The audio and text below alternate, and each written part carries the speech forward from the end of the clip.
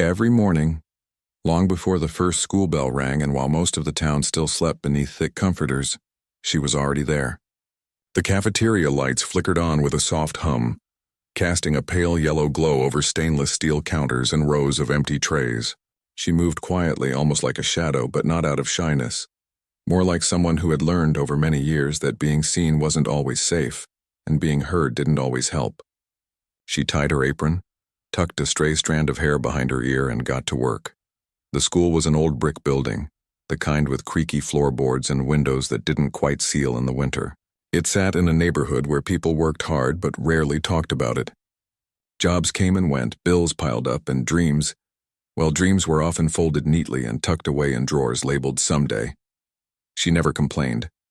Not about the early hours, not about the heavy boxes of frozen vegetables she had to lift, not even about the occasional student who tossed their untouched apple in the trash with a loud sigh. As if her effort meant nothing, she just kept moving, steady and calm, like a river that knew exactly where it was going, even if no one else could see the current. Most teachers barely noticed her. They'd grab a coffee from the pot she brewed, mumble a quick thanks, and hurry off to prep for first period. Students shuffled through the lunch line, eyes glued to their phones or lost in conversation, never really looking at the woman behind the counter who remembered which kid liked extra cheese on their pizza slice and which one always asked for a second carton of milk. To them, she was just part of the background, the quiet presence, who made sure things ran smoothly so they didn't have to think about it. But if someone had watched closely, really watched, they might have noticed little things, like how her hands, though rough from hours of washing dishes and scrubbing pots, moved with surprising delicacy when she arranged fruit on the serving trays, or how during the rare quiet moment between lunch periods, she'd stand near the hallway that led to the music wing, just for a minute or two, listening, not with boredom, not with impatience, but with something deeper, a kind of quiet attention that bordered on reverence. The music room was at the far end of the building, past the gym and the art studio that always smelled faintly of acrylic paint. Inside, an old upright piano sat against the wall, its finish worn in places from years of student fingers tapping out clumsy scales. It wasn't a fancy instrument, certainly nothing like the grand pianos found in concert halls, but it still held music in its bones. And every so often, when the room was empty and the hallway was quiet, she would pause outside the door just long enough to hear the faint echo of a student practicing. Sometimes it was a simple melody, played haltingly with wrong notes and restarts. Other times it was silence, just the soft creak of the bench as someone sat down, took a breath, and tried again.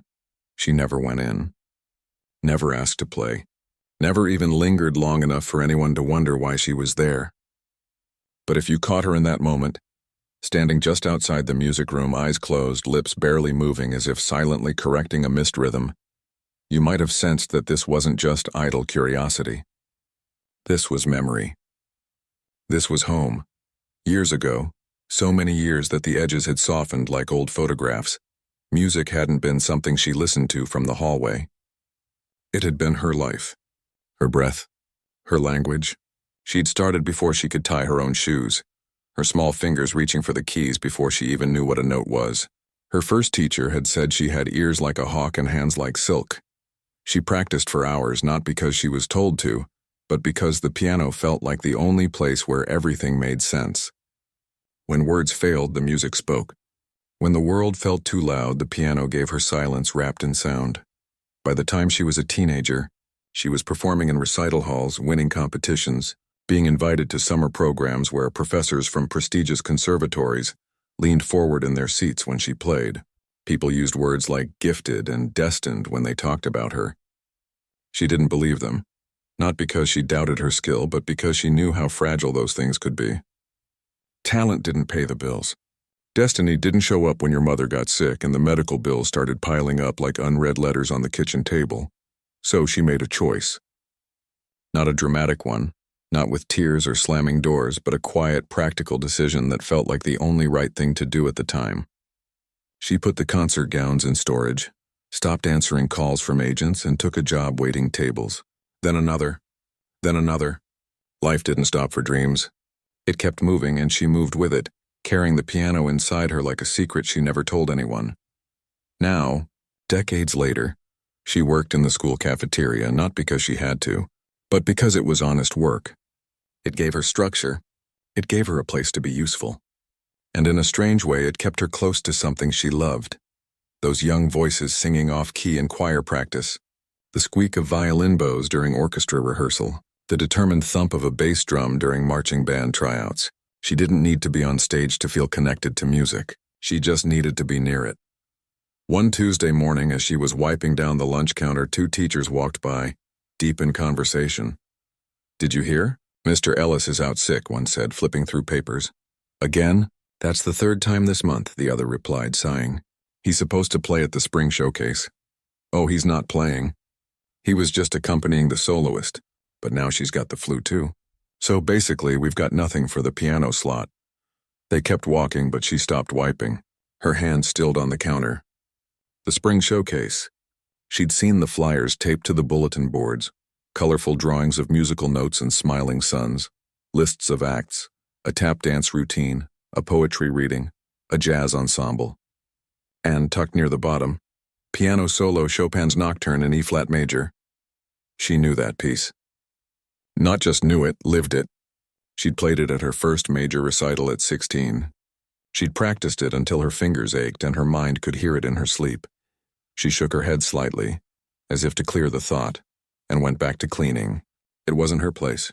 She wasn't a performer anymore. She was the woman who served tater tots and reminded kids to take their trays. That was her role now, and she'd made peace with it. But later that day, during her break, she found herself walking, not toward the staff lounge where she usually sat with her thermos of tea, but down the hallway toward the music wing. The door to the practice room was cracked open. Inside, a student sat at the piano, frowning at the sheet music playing the opening bars over and over, each time slower and more frustrated. She didn't say anything, just leaned against the doorframe, watching.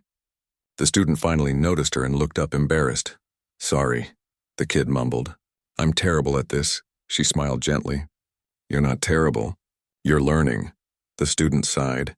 "This piece is impossible. I don't even know why they picked it for the showcase. No one here can play it." She didn't correct them. Didn't say that once upon a time this piece had felt like breathing to her. Instead, she said, "Sometimes the hard pieces are the ones worth playing." The student gave her a puzzled look, then went back to the keys. She stayed a moment longer, listening before turning and walking back toward the cafeteria. But something had shifted. A tiny crack had opened in the wall she'd built around that part of herself. That evening, as she locked up the kitchen and turned off the lights, she stood for a moment in the empty hallway. The school was silent now, all the noise of the day absorbed into the walls. Somewhere down the corridor, a janitor's cart rattled softly. She took a deep breath, the kind you take before stepping into cold water, and whispered so quietly no one could hear, "I could still play it." And for the first time in years, the thought didn't feel like a ghost. It felt like a possibility. She walked out into the cool night air, the stars just beginning to appear above the parking lot. Tomorrow would be another early morning, another round of trays and timers and tired teenagers. But tonight, as she drove home with the windows down and the wind brushing against her face, she hummed a few bars of the Nocturne, not out of nostalgia, but because it was still there, alive inside her, waiting, and maybe, just maybe, it was time to let it out. The spring showcase had always been a modest affair, more community potluck than red carpet gala. Held in the school's aging auditorium, it featured mismatched folding chairs, a wobbly microphone stand, and a backdrop painted by last year's art club that still bore faint smudges from someone's sneaker. But to the students and staff, it mattered. It was a chance to show parents that learning wasn't just about tests and textbooks. It was about expression, courage, and the quiet magic of trying something new in front of an audience that might not always understand, but would always clap anyway. Preparations had been underway for weeks. Posters went up in the hallways. Rehearsals spilled into lunch breaks. A group of drama kids practiced monologues in the stairwell, their voices echoing like ghosts in a cave. Everyone was excited except for the music department, which was quietly unraveling. It started with a phone call. The student scheduled to perform the piano solo, just a sophomore really with braces and a nervous laugh, had come down with a nasty flu. Her mother's voice on the other end of the line was apologetic but firm. She can barely sit up, let alone play Chopin. The music teacher, a kind but perpetually overwhelmed man who'd been at the school longer than most of the lockers, felt his stomach drop. That piece wasn't just any solo. It was the centerpiece of the whole program. The one thing the principal had specifically asked for because his niece had once played it at a recital, and he thought it sounded classy now. With 3 days until the showcase, there was no soloist, and worse, no pianist at all. The school didn't have a backup. Most of the music students played band instruments or sang. The few who dabbled in piano were still working on For Elise, not Chopin's Nocturne in E-flat major, a piece known for its delicate phrasing, emotional depth, and technical demands that even seasoned players approached with caution. At the next staff meeting, held in the stuffy conference room that always smelled faintly of burnt coffee and dry erase markers, the tension was thick. The music teacher laid out the problem, rubbing his temples like he was trying to massage the stress out of his skull. "We're in a real bind," he said, voice low. "I can't just cut the piano piece. The principal's counting on it. Parents are expecting it. And honestly, it's one of the only things that makes this feel like more than just a talent show." Silence followed. Teachers shifted in their seats. Someone coughed. Then from the back of the room a voice piped up, half joking, half desperate. "What about the lunch lady?" Heads turned. The speaker was a young English teacher, new to the school, who'd only been there a semester. He hadn't meant anything by it. It was just one of those offhand comments people make when they're scrambling for ideas. "She's always hanging around the music room during her break. Maybe she knows a few chords." A few people chuckled. Not meanly, just the kind of nervous laughter that happens when you're trying to lighten a heavy moment. But the music teacher didn't laugh. He frowned, thinking. He had seen her near the music wing more than once. Once he'd even caught her standing outside the practice room, listening so intently it looked like she was holding her breath. "Does anyone actually know if she plays?" He asked. No one did. No one had ever asked. She was just there, part of the furniture, like the squeaky door in room 204 or the vending machine that ate quarters unless you kicked it just right. Still, with no other options, they decided to ask. Not because they expected anything, more because doing nothing felt worse than trying something absurd. The next morning, during third period, they found her in the cafeteria, restocking napkin dispensers. The music teacher cleared his throat awkwardly. "Hey, do you have a minute?" She looked up, wiping her hands on her apron. "Sure."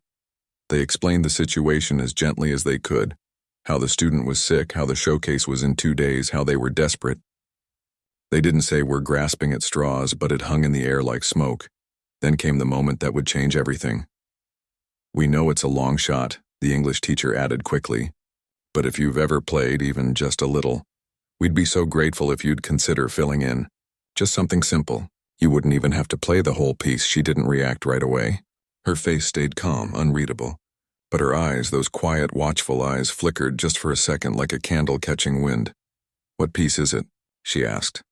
The music teacher hesitated, then pulled a folded sheet of paper from his folder. "Chopin, Nocturne in E-flat major."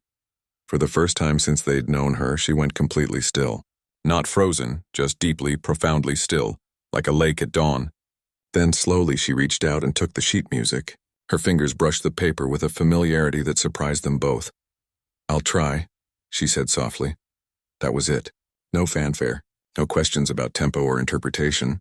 Just "I'll try," as if she were agreeing to cover a shift. Not step into a role that required years of training most people never got. They thanked her profusely, already mentally preparing for a performance that would be sweet. Well-intentioned and probably full of wrong notes, but hey, at least the slot wouldn't be empty. She tucked the music into the pocket of her apron and went back to work. But inside, something had shifted. Not because she wanted to prove anything, not because she missed the spotlight, but because, after all these years of silence, someone had handed her a key, and even if they didn't know it, that key opened a door she thought had rusted shut. That afternoon, when the lunch rush was over and the kitchen was quiet except for the hum of the refrigerator, she sat at the small table in the back and unfolded the sheet music. The notes were familiar, like old friends she hadn't seen in decades. She traced the opening bars with her finger, not playing, just remembering. The phrasing, the rubato, The way the left hand had to cradle the melody like a lullaby while the right hand soared above it like a bird finding its way home. She didn't have a piano at home. Hadn't owned one in over 20 years. But she didn't need one right now. She played it in her mind, note by note, feeling the weight of each chord in her bones. She knew this piece better than she knew her own reflection. It wasn't just memorized, it was part of her. The next day, she asked the music teacher if she could use the auditorium piano for a quick run-through. He agreed, assuming she'd need help finding middle C. He scheduled it for right after school, when the building was mostly empty. When the time came, he walked into the auditorium with his clipboard, ready to offer gentle encouragement and maybe suggest simplifying the left-hand arpeggios. He didn't expect much. He certainly didn't expect what happened next. She was already seated at the grand piano, a donated instrument that hadn't been tuned in months, its lid propped open like a tired eye. She didn't look at him, didn't smile or wave. She just placed her hands on the keys, took a breath, and began. The first note hung in the air like a drop of rain before a storm. Then the second, then the third, and suddenly the room wasn't a school auditorium anymore. It was a concert hall. It was a memory. It was a lifetime of discipline, loss, love, and longing poured into sound. The music teacher stood frozen in the aisle, his clipboard forgotten. His mouth opened slightly, but no words came out. He'd heard this piece 100 times, in recordings, in lessons, even in movies, but never like this. Never with this kind of quiet fire. Every phrase was shaped with intention. Every pause spoke as loudly as the notes themselves. It wasn't perfect. The piano was out of tune, and her fingers, though skilled, weren't as nimble as they once were. But it was alive. More alive than anything he'd heard in years. When she finished, the last chord fading into silence, he didn't clap. He couldn't. He just stood there blinking as if waking from a dream. "Wow," he finally whispered. I had no idea." She turned slightly, her expression calm but her eyes bright. "I used to perform," she said simply. "A long time ago." He wanted to ask 100 questions. Where? When? Why did you stop? But he didn't. He sensed that this wasn't a story she gave away lightly. So instead he nodded, deeply moved. "You're going to play this at the showcase," he said. Not as a request, but as a quiet certainty. She hesitated. "I don't know if that's a good idea." "Why not?" She looked down at her hands. "People expect a student, not me. They'll get more than they expected," he said gently. "And that's not a bad thing." She didn't answer right away. But later that evening, as she locked up the cafeteria for the night, she found herself humming the nocturne again. Not the simplified version, not the student's fumbling attempt, but the full, rich, heartbreaking melody that only someone who'd lived it could truly play. And for the first time in a very long time, she didn't feel like hiding. The day of the showcase arrived with nervous energy buzzing through the halls. Students ran last-minute lines. The stage crew adjusted lights. Someone spilled glitter glue on the curtain and a small crisis erupted. In the middle of it all, she moved quietly through the cafeteria, serving the usual lunch as if nothing had changed. But everything had. When the final bell rang, she changed out of her uniform in the staff bathroom, slipping into a simple dark dress she'd kept in her locker for years. Just in case. She didn't wear makeup, didn't style her hair. She just walked toward the auditorium, sheet music in hand, heart steady. Backstage, the music teacher saw her and smiled. "Ready?" She nodded. "You don't have to be nervous," he said. "You belong here." She looked out at the sea of faces through the curtain. Parents, teachers, students, all waiting for a show they thought they understood. They had no idea what was coming, and maybe, she thought, that was the best part. The morning after that first rehearsal in the auditorium, the music teacher couldn't stop thinking about what he'd heard. It wasn't just the skill, it was the feeling behind it. Most students played the notes. She played the silence between them. He'd gone home that night and replayed the memory in his head like a favorite song, wondering how someone with that kind of gift had ended up serving mashed potatoes in a high school cafeteria. He didn't ask around, didn't pry, but he did something quieter, more respectful. He decided to treat her not as a last-minute fill-in, but as the musician she clearly still was. He arrived at school early the next day, before the buses even started rolling in, and went straight to the auditorium. The piano had been neglected for years. Dust on the lid, a few keys slightly sticky, the tuning so far off it made simple chords sound mournful. He called the district's part-time technician, a retired band director who still tinkered with instruments out of habit, and begged him to come in. Just enough to make it playable, he said. This is important. By lunchtime, the piano had been coaxed back to life. Not perfect, nothing ever was, but honest. Clear, ready. She didn't know about the tuning. She was too busy portioning out trays of spaghetti and reminding a freshman not to pour soda into his milk carton. But when the music teacher found her during her break and asked if she'd like to try the piano again, just to see how it feels now, she paused, then nodded. This time the rehearsal wasn't rushed. No clipboard, no agenda, just an empty auditorium. Late afternoon light slanting through the high windows, and two people who understood without saying it that something rare was happening. She sat down slowly, as if approaching an old friend she hadn't seen in decades. Her fingers hovered over the keys for a moment, then settled. She didn't launch into the Chopin right away. Instead, she played a few scales, softly, thoughtfully, testing the touch, listening to the tone. Then, almost absent-mindedly, she began a simple folk melody, one she'd learned as a child. It wasn't on the program. It wasn't even meant for anyone to hear. But the music teacher stood in the back, arms crossed, eyes closed, and felt something loosen in his chest. It was the kind of playing that didn't try to impress, it just existed like breathing. After a few minutes, she stopped.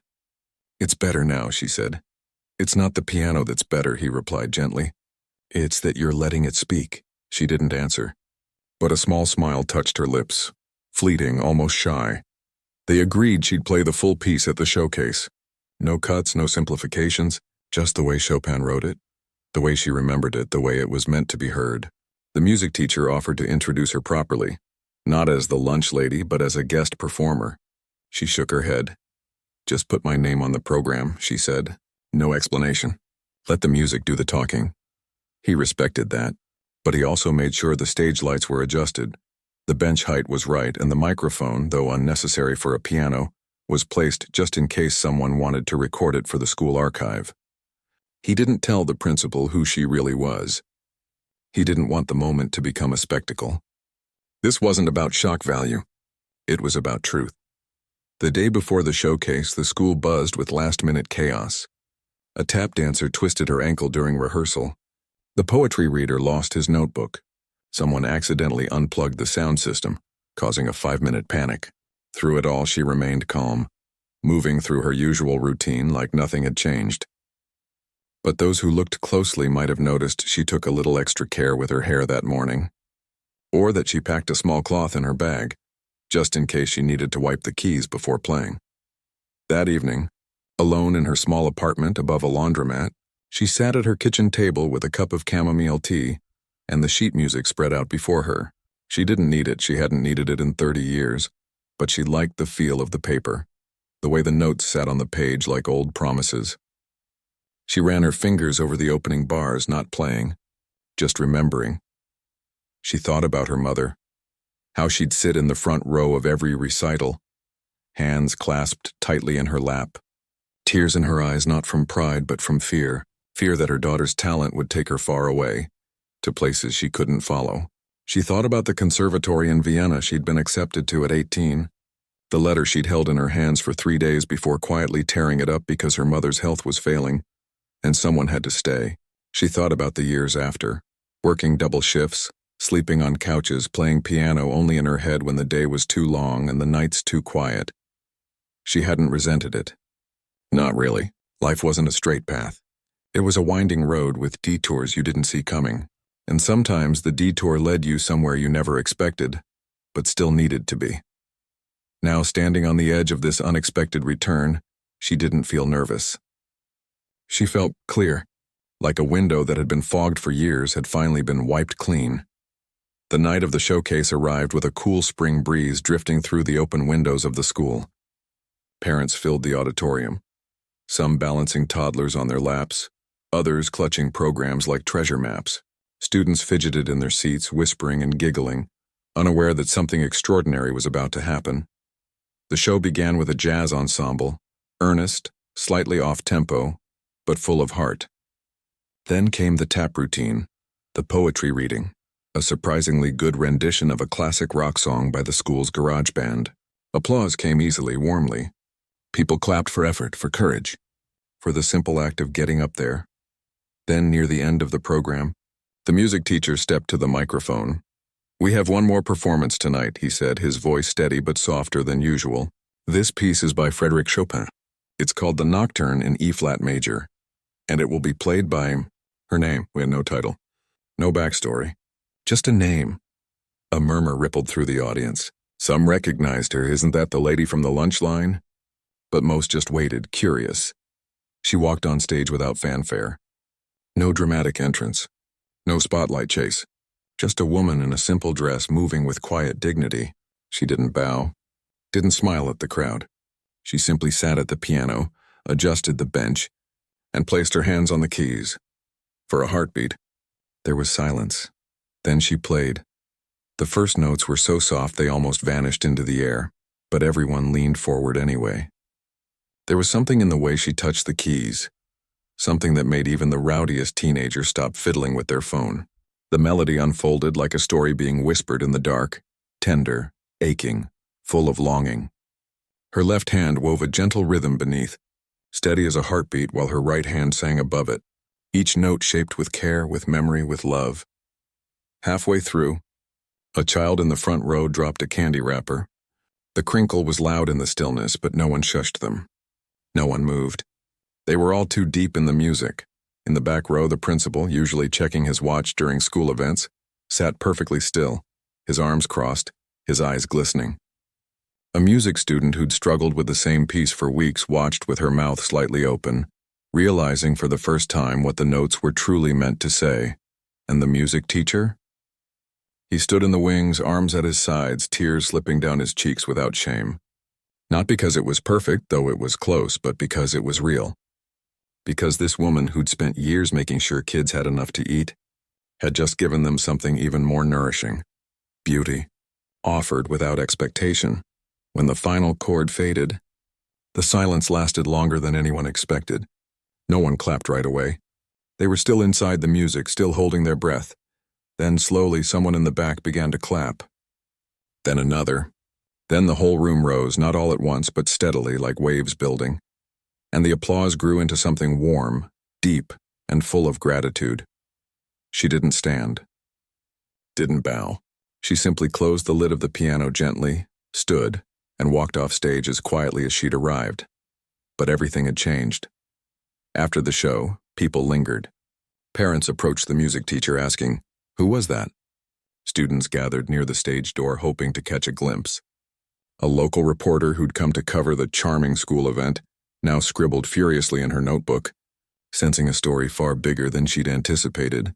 But she was already gone, back in the cafeteria, turning off the lights, locking the supply closet, as if the standing ovation had been a dream, except it wasn't. And the next morning, when she arrived before dawn to start her shift, she found a single white rose resting on her apron hook, and a note folded neatly that read, "Thank you for reminding us what music really is." She tucked the note into her pocket, tied on her apron, and got to work. But this time, when she passed the music room, she didn't just listen from the hallway, she walked right in. The morning after the showcase, the school felt different, not in any loud or obvious way, but in the quiet hum of something shifted. Students walked the halls with a new kind of awareness, as if they'd glimpsed a hidden layer of the world and couldn't quite unsee it. Teachers exchanged glances in the staff lounge that carried more than just coffee-fueled exhaustion. They held wonder, curiosity, and a touch of guilt. Because now they knew. The woman who handed out applesauce cups and reminded kids to scrape their trays clean wasn't just the lunch lady. She was someone who carried entire worlds in her hands. She arrived before sunrise. As always, the parking lot was empty except for the janitor's truck and the music teacher's dented sedan. She let herself in through the back entrance, her keys jingling softly in the quiet. But this time, when she reached the cafeteria, she found a small crowd waiting, not of students or staff, but of people who'd stayed late the night before, cleaning up after the showcase, and had seen her walk off stage with nothing but a nod and a closed piano lid. One of the custodians, a man who rarely spoke more than 2 words at a time, handed her a thermos. Made extra strong coffee, he said, his voice rough but kind. Figured you might need it. She took it with a quiet, thank you, surprised by the gesture. Then the drama teacher appeared, holding a slightly crumpled program. Can I get your autograph? She asked, half joking, half serious. She smiled faintly and signed it with a pen borrowed from the supply closet. No flourish. Just her name, neat and simple. By the time the first bell rang, word had spread. Students peeked into the cafeteria during passing periods not to grab snacks, but just to see her, to confirm that the person who'd filled the auditorium with such haunting beauty was the same one who'd given them extra tater tots last week. Some lingered near the serving line, too shy to speak, but their eyes said everything. You're amazing. We see you now. She didn't change how she worked. She still served the same meals, still wiped the same counters, still reminded the same kids to take their trays. But something invisible had softened between her and the rest of the school. Respect, once absent, now bloomed quietly in the space between please and thank you. Later that day, during her break, the music teacher found her sitting alone in the staff lounge, sipping tea from her own chipped mug. He didn't sit right away, just leaned against the doorframe, watching her for a moment as if making sure she was real. You were incredible, he finally said. She looked up, her expression calm. I just played the piece. No, he said gently. You gave it back its soul. Most people play Chopin like it's a puzzle to solve. You played it like it was a letter you'd been waiting your whole life to send. She didn't reply immediately. She stirred her tea slowly, the spoon clinking against the ceramic. I didn't do it for them, she admitted quietly. Not really. I did it, for me, to remember that part of myself still exists. He nodded. He understood. Some doors once closed feel impossible to reopen. But sometimes all it takes is one key, handed to you by someone who didn't even know they were holding it. That afternoon, a reporter from the local paper showed up. Not the usual education beat writer, but someone who covered human interest stories, real people, real moments, the kind that don't make headlines but stay with you long after you read them. She'd been in the audience, sitting near the back with her daughter, who played piano in middle school. When the final note faded and the room erupted in applause, the reporter had turned to her child and whispered, "That's what music is supposed to feel like." Now, she wanted to know more. She approached the school office politely, asked if it would be all right to speak with the performer, and was directed to the cafeteria. She found her washing dishes, sleeves rolled up, steam rising from the sink. I don't do interviews, she said at first, not unkindly, but firmly. I'm not looking for a headline, the reporter replied. I'd like to understand. How does someone with your gift end up here?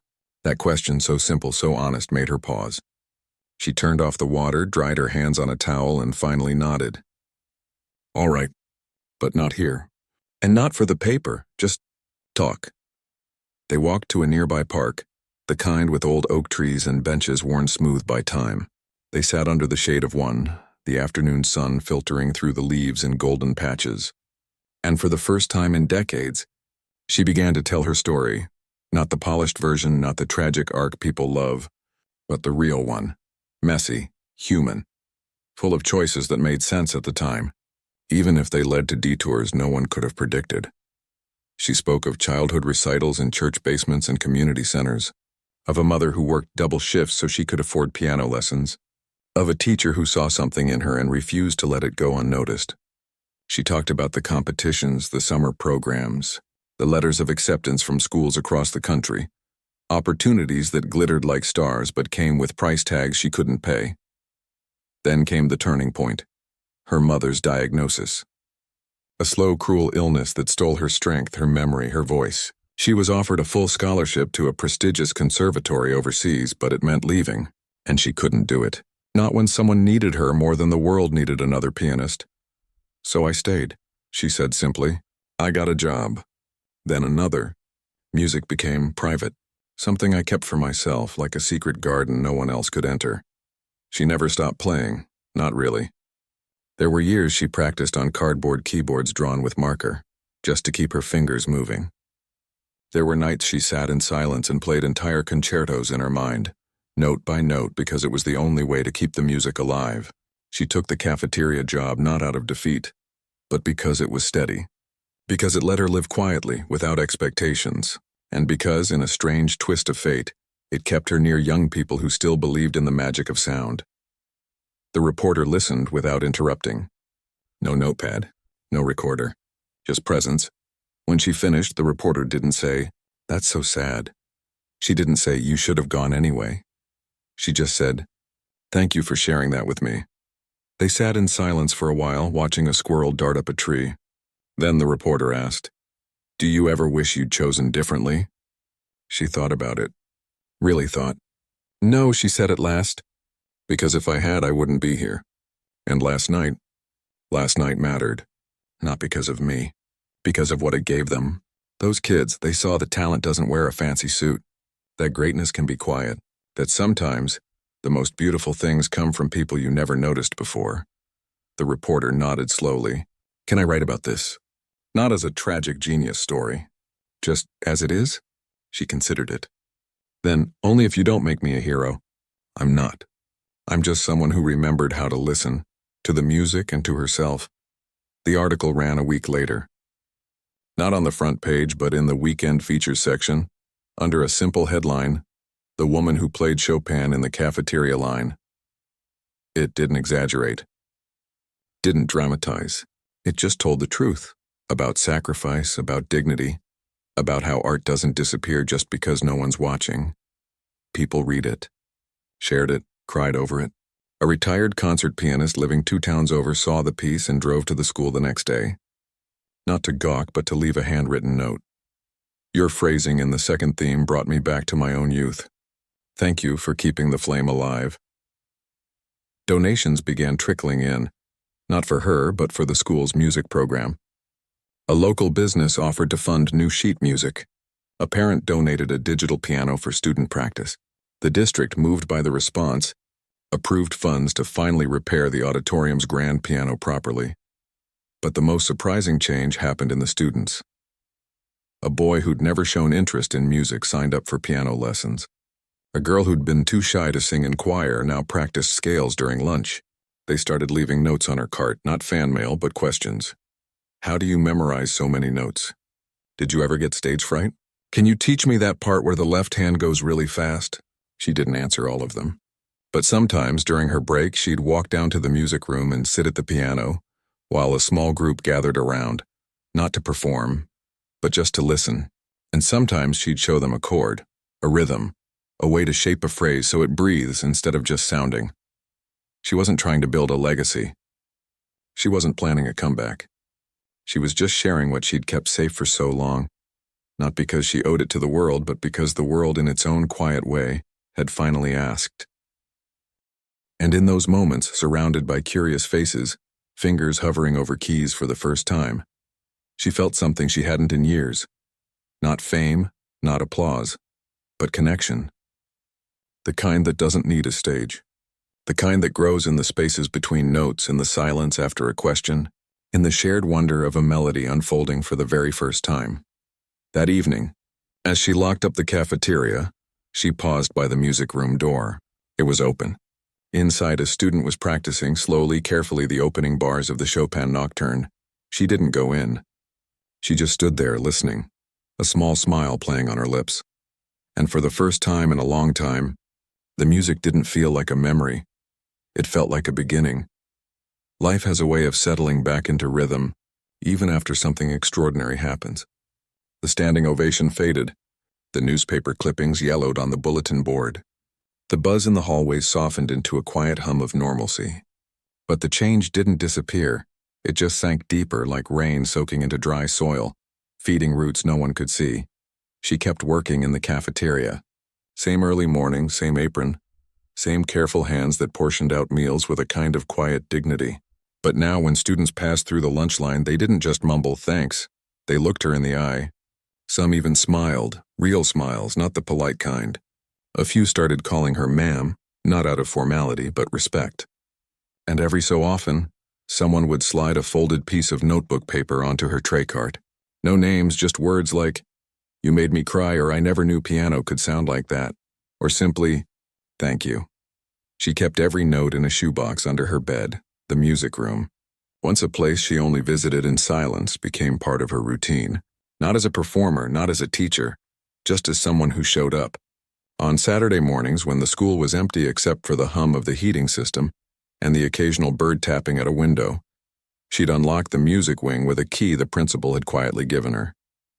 She didn't advertise it, didn't post flyers, but word spread the old-fashioned way, through whispers in the hallway, through kids telling their friends, "You gotta hear her play." Soon, a small group began gathering, 10, sometimes 15 students, sitting on the floor or perched on instrument cases, listening as she played not just Chopin but Bach, Debussy, even simple folk tunes she'd learned as a child.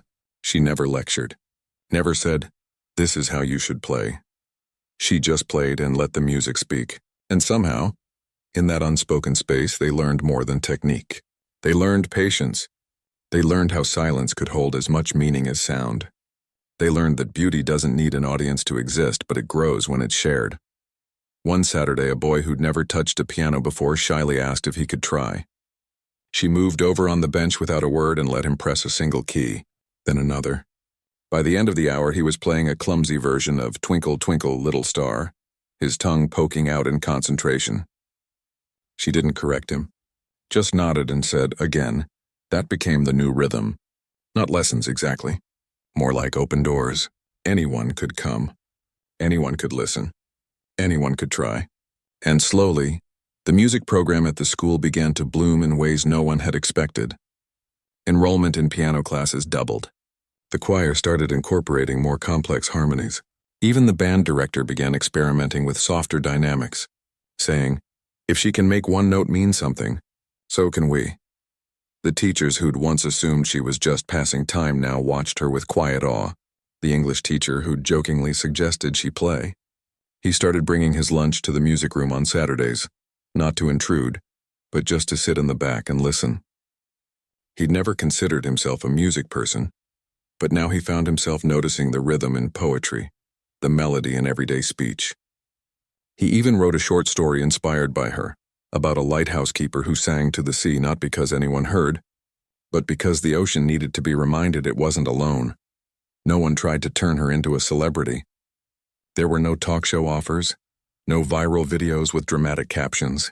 The local news did a short follow-up piece, but it focused on the school's revived music program, not her past. And that was how she wanted it. This wasn't about reclaiming a lost career. It was about giving something back, not out of obligation, but because she finally felt safe enough to open her hands. One afternoon, months after the showcase, the retired concert pianist who'd left the note showed up unannounced. He was in his 80s, walked with a cane, and wore a sweater with a faint scent of pipe tobacco. He didn't come to critique or compare. He came to play. They sat at the piano together, 4 hands on one keyboard, and played a duet they'd both known since childhood. It wasn't perfect. His fingers trembled slightly. Hers weren't as fast as they once were, but in that imperfect harmony there was something deeper than skill, kinship. 2 people who'd loved music through thick and thin, meeting in the middle of a quiet afternoon, saying everything without words. Afterward, over tea in the staff lounge, he said, "You know, most people think music is about being heard, but you understand it's about being present." She didn't reply, but she poured him another cup. As the school year wound down, the spring showcase returned, but this time it felt different. Not because of the acts, but because of the atmosphere. There was less pressure, more joy. Students weren't just performing for grades or applause. They were sharing something true. And at the end of the program, she played again. Not Chopin this time, but a simple original piece she'd written years ago and never shown anyone. It had no title, just a melody that wandered like a memory, full of pauses and gentle turns. When she finished, the applause was warm, but quieter than before. Not because they were less moved, but because they understood now. Some things are too precious to shout about. After the show, a girl, maybe 14, with braces and bright eyes, waited by the stage door. She held a small notebook. Can I come on Saturdays?" she asked, voice trembling slightly. "I don't know anything, but I want to learn." She looked at the girl for a long moment, saw herself in those nervous hands, that hopeful gaze. "Yes," she said. "You can." That summer, the Saturday sessions continued. More kids came. Parents started dropping by, not to watch, but to help. bringing snacks, tuning instruments, even painting the music room walls a soft blue that reminded everyone of twilight. The school, once just a place of schedules and bells, began to feel like a home. She never stopped working in the cafeteria. She liked the routine, liked the way the steam from the soup pots fogged the windows on cold mornings, liked knowing that no matter what happened on stage or in the news, she was still part of the everyday heartbeat of the school. But now her role had expanded, not officially, not with a title, but in the way that matters most. She was a keeper of quiet magic, a reminder that greatness doesn't always wear a spotlight. Sometimes it wears an apron and serves mac and cheese with a side of grace. Years later, long after she'd retired, students who'd sat on that music room floor would tell their own children about the woman who played piano like she was talking to the stars. Some became musicians. Others became teachers, engineers, nurses, but all of them carried a little of that Saturday morning stillness with them. They learned to listen, not just to music, but to people, to look beyond roles and uniforms and see the hidden songs inside everyone. And she lived simply, in the same apartment above the laundromat, though now the walls held framed notes from students instead of silence. She still played, though less often. Her hands ached in the winter, and her memory sometimes skipped a beat. But on clear spring evenings, if you walked past her building, you might hear the faint sound of a nocturne drifting through an open window. Not performed, not practiced, just played. For no one, for everyone, the world never gave her fame, never gave her stages or standing ovations beyond that one night. But it gave her something better, a place to belong, not for what she once was, but for who she'd always been. And in the end, that was enough. Because real life isn't about grand comebacks or dramatic reveals. It's about the small moments when someone finally sees you, and you realize you never stopped being worthy of being seen. And sometimes all it takes is one person asking, "Can you play?" to remind you that your song was never lost, just waiting for the right time to be heard again.